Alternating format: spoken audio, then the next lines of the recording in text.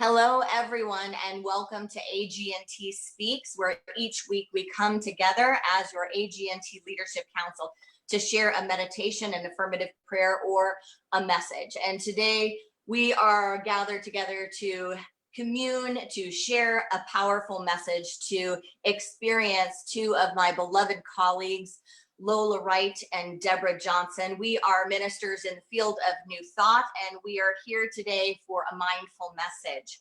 I am your host, Erin McCabe, and I come to you from Unity Village Chapel, and my friends here come from Chicago and Santa Cruz today. And so we are coming to you live.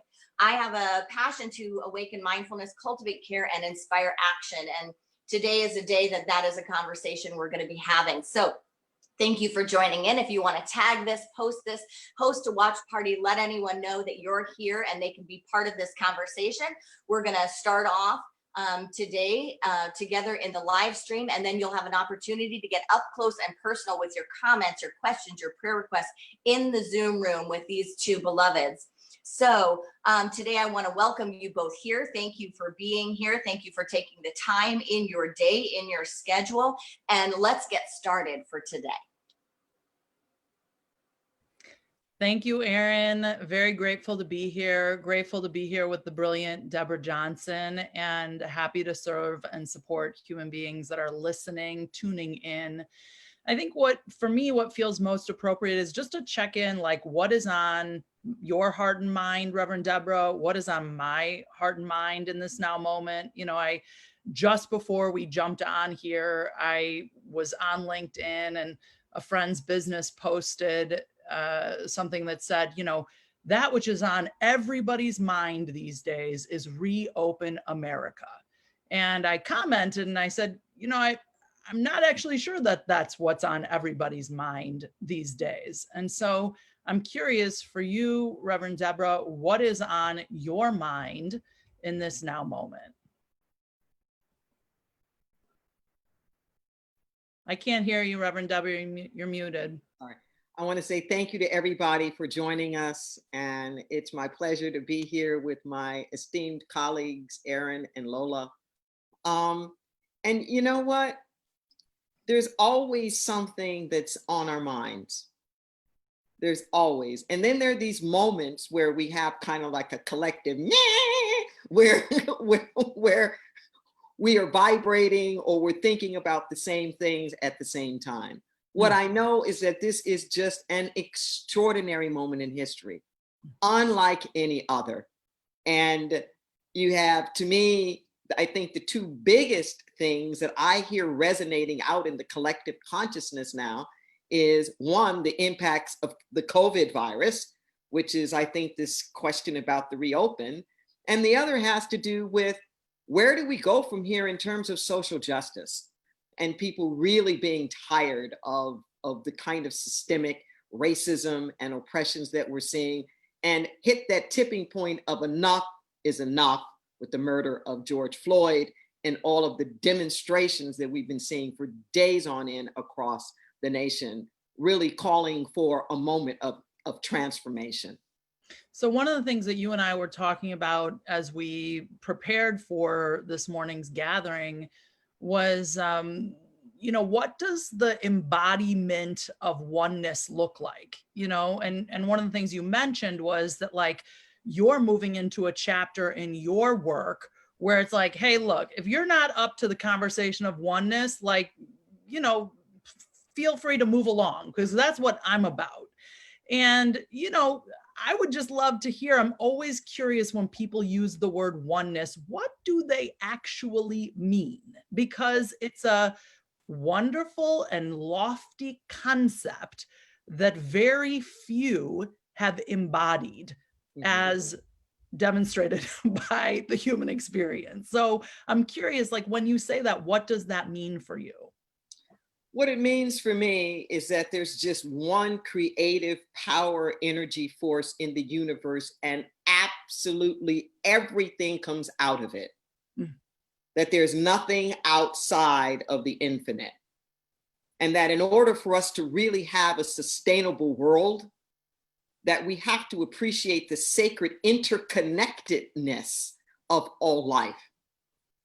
And that part of our problem here, I love the way that my mentor Beckwith always put it, that the only thing that ever needs to be healed is just a sense of separation. Mm-hmm. Separation from the planet, from each other, from our good, from our health, our wealth, like whatever. And that when I look at the world's problems, that's what I see, like this kind of sense of separation. And where this plays out in human relationships is a profound othering. Mm-hmm.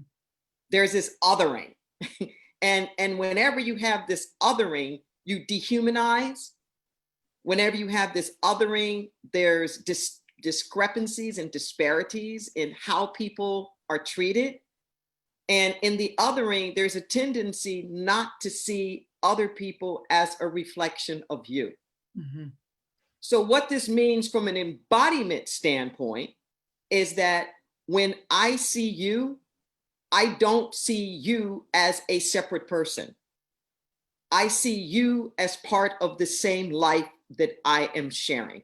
Mm-hmm. That's where that embodiment comes, is if you're laying on the street, obviously without a home or shelter or whatever, I'm not just stepping over you and going, whew, I'm so glad I'm blessed. Yeah. Yeah. I mean, I think the other thing that is, I have deep interest in, that I've, constantly interrogating the application of this is, I think that sometimes we can hear this practice of oneness as like, well, not all fill in the blank are bad. And I'm actually much more interested in exploring the consciousness that creates the systems that we are entrenched in. Exactly. So for me, it's not about, are all cops good or bad? Are all like that? That's like, this is that, if that's the place in which we're talking about oneness, we got a lot of work to do. So exactly. How do you articulate, explain, teach the application of oneness at a systems level? Mm-hmm. Yeah. Well, what I explain to people is that it still goes back to this point about the otherness. That from a systemic standpoint, anytime you talk about the isms, they have two components. There's the attitudinal component, the prejudicial component, in which you're seeing some people as being higher or lower than other people. And then there's the way that we have institutionalized that bias in all of our systems, in all of our structures. It's not enough to just change your mind and say, oh, we're all equal, when brick by brick, we have put these walls that have created these blocks to access. So it has to go down the same way it went up, brick by brick. Where there has been exclusion, there has to be inclusion. Where there has been whatever redlining in districts and keeping people from money and assets, there have to be opportunities opening up and to create the assets. I mean, there literally has to be a reversal and an amends, mm-hmm. but you can't heal what you don't feel. Mm-hmm. So as long as we stay in denial about what's happened, we can't take the action. Feel, deal, and heal. Yeah, and I like that when you said, if you can't feel it, you can't heal it. When we're talking about oneness, that experience, oneness is an experience. It's a spiritual consciousness. It's a spiritual concept. So when the mind, or the separate sense of self, the ego, goes into judgment, classification, I have to make an evaluation here. I have to pick a side here. I have to make a decision here. That's all ego. Self and spiritual principle simply presences. It opens up, it bursts forth compassion. It extends love, which is a harmonizing faculty. It does all of these things. It comes from a place of expansion. It comes from a place of inclusion. And it comes from a place where oneness is evidenced by how we show up, not from an ego sense of self, but by, seeking understanding, seeking compassion, seeking to behold the beloved on earth, on this human experience and in this divine expression. Yeah. It starts from the inside out. I'm talking about radical inclusion. So when we talk about the pure embodiment of it, when I look at George Floyd pleading for his life, when I'm marching out there in the streets, I'm not just marching for George Floyd. I am marching to help the soul of the one that has the knee on the neck. Like Martin Luther King Jr. said, he says, everybody wants to live long, but if my physical death will save my children and my white brothers from a permanent psychological death, then I can think of no other act that is more redemptive. And this is where we kind of miss it about the isms and the dismantling, is that we keep thinking that it's about the discrimination, that it's about the marginalization. No, that's just the means to the ends. That's just the means to the ends. The real problem is the supremacy. And what we were watching was not just the impact of supremacy on Black people, but the impact of supremacy on white people. Hello. That it dehumanizes both. That the man on the ground wasn't being treated like a human, and the one who had the knee on the neck wasn't acting like a human. That's right. Yeah. Whew. That's right. Yeah, I mean, I think the other thing that there is for, you know, the new thought community to develop into is a more sober relationship with anger. I think that we have a very adolescent relationship with anger. The mind does the same thing. It sort of, you know, it idealizes this quality of being nice. And I think that there's a spiritual maturation required to understand the place and space for holy anger, and that is not separate and apart from this concept called oneness. And so, yeah, I mean, I'd be curious to know if either of you have any thoughts on that. How do you be with anger consciously? Well, That's a deep dive. Holy anger. Deborah? Well, one of the things I think that we miss about anger is that anger is one of the expressions of grief. Okay, the rage that we see out in the streets right now, it is also grief. We don't know how to grieve. But here's the thing about grief. We don't just grieve the things that we had and lost. We also grieve the things we didn't have. And in some respects, that's the deeper grief. If a marriage dissolves, long after they don't even want to be with each other, the grief isn't about the relationship that they no longer have, but the dream of the relationship that they thought it could have been. The dream is the last thing to go. So what you see out in the streets now isn't just the rage about the oppression that has happened, but the dream of equality, the dream of justice, the dream of freedom that's unrequited, and people are pissed at the grief of not tasting it and having it yet. Yeah, and I think also you know, if we look in the human condition, when we have anger or when we have rage, you know, the opposite expression or demonstration is depression, pressing down, pressing in. When everything has been pressed in as far as it can be pressed in and pressed down as far as it can be pressed down, and there's no more depression that can happen, it is going to turn into anger, and energy has to be moved. Energy has to be presenced. Energy has to shift to transform, or, you know, like you were saying, Deborah, there's a death of more than the human body. There's a death of the soul. You know, the spirit starts dying out and something else is there that is, you know, that is just impotent. It just has no life. So that process of the movement of energy, this is something that is very understandable. You know, anyone that dives into spiritual psychology and experience can really have a pretty deep understanding of what's going on. We're talking about systems, we're talking about emotions, we're talking about collective consciousness, we're talking about individual consciousness.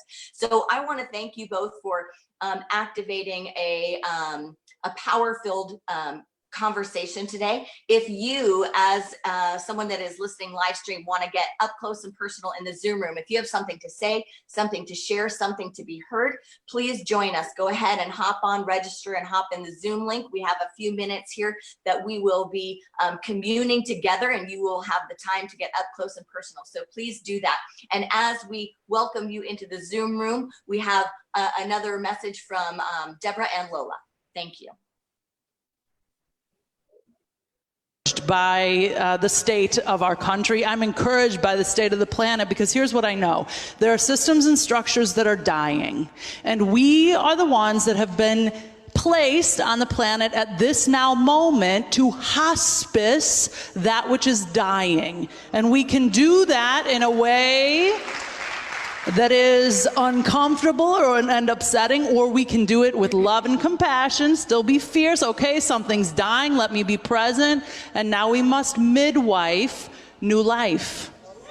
So I think the call to action is, what is dying in ourselves that needs to be honored. It's time to let that go.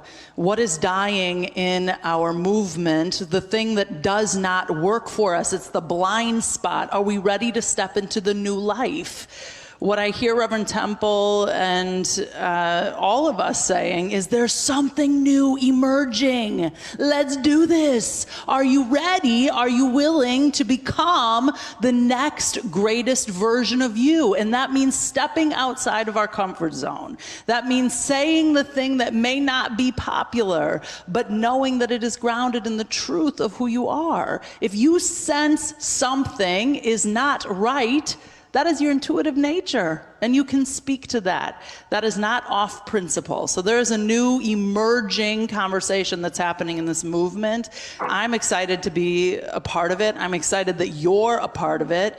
And I look forward to seeing, as we are bolder together, what could be made possible on the planet. Because as you say yes, as we each say yes, something new opens up. So very grateful to be here.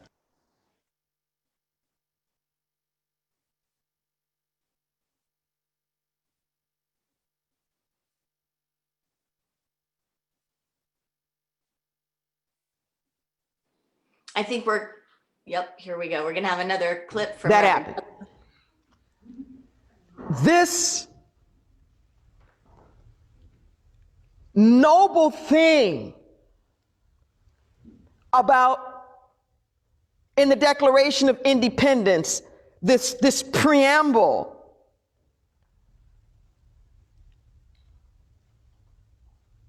that says that we are all created equal, that this truth is self-evident. It doesn't even have to be proven. It's so self-evident that all men are created equal. Now, back then they didn't mean all men, let alone everybody. And are endowed by their creator. Ooh, that's as a spiritual manifesto here. It's not given by the government. It's not given by your station in life. Endowed by their creator with certainly inalienable rights. You can't even take it away. And just among these, not an exhaustive list, just among these is life, liberty, and the pursuit of happiness. Yeah. Those words have inspired democracies all over the world. Those words inspired Martin Luther King Jr., the civil rights movement. They were shoes that were too big to be filled in that day. That's right. Listen to what I'm saying. It's just like when your mom buys you the stuff and you don't want to make it too small because you're going to outgrow it. We built a foundation for this nation that was too big for the consciousness of the day. Let that sink in for a moment. It was too great and grand and glorious of an idea for the mentality of the day. And we are in the process of growing into that.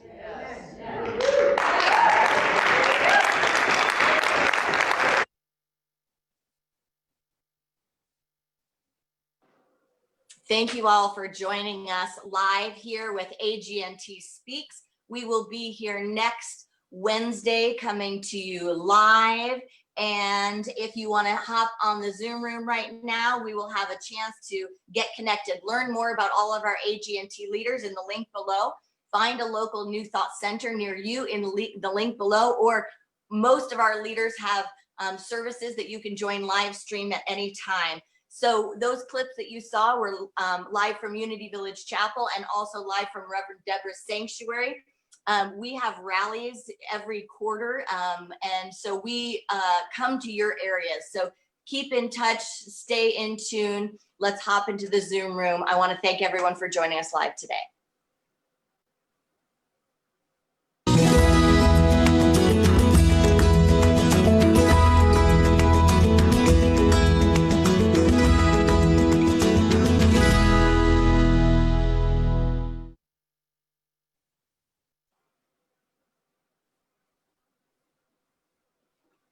All right, everyone. So here we are. This is your chance. So you're going to have to be bold because you have to put your name in the comments and say, I'm coming into that room. So we want to see your face, hear your comment right here with us. So if you would, in the comment section, just message all, and Barbara, the amazing Barbara behind the scenes, she will let you into this Zoom room with myself, with Lola, and with Deborah. So we really want to hear from you. So take that bold move and go ahead and just message, say, let me in there.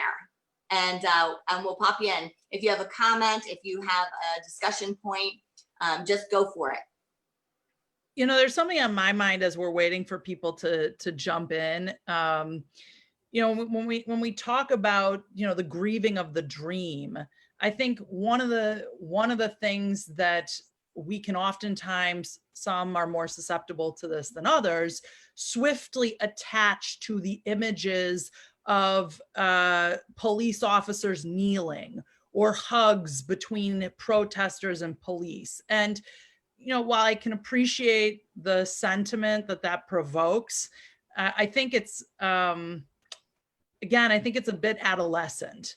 I think that it sort of speaks to this need to move out of the grief and quickly attach to some other possibility. So, you know, I just want to invite us, as we ingest a ton of media these days, to be discerning and to watch your mind and just notice its susceptibility to get to comfort swiftly and to not be willing to move through the spaces of grief that Reverend Deborah speaks to.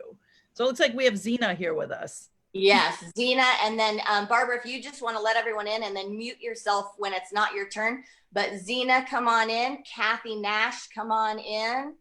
And who's next up after that? Letitia, come on in. And Michelle, come on in. And then Pam. So come on in and then just mute yourself in order. All right. Well, I guess I'm up. Greetings to each and every one of you wonderful ladies. Thank you so much for this opportunity. And I'm glad my picture came up versus the video, because I'm really having a bad hair day today. I wanted to share last week, however, was having some camera problems. However, I'm here now, and I just want to say I'm right on board with all that you ladies have been expressing. The comment that I wanted to leave here was, you know, I've been, of course, as much of everyone has been, watching all the footage of the protests and things that have been occurring, and as well as a lot of the media interviews with some of the faith-based individuals who have been imparting their knowledge into this. But what I would really love to see is to see them speaking to someone more in line with our spiritual belief, meaning from this true teaching that can give a bit of a different perspective.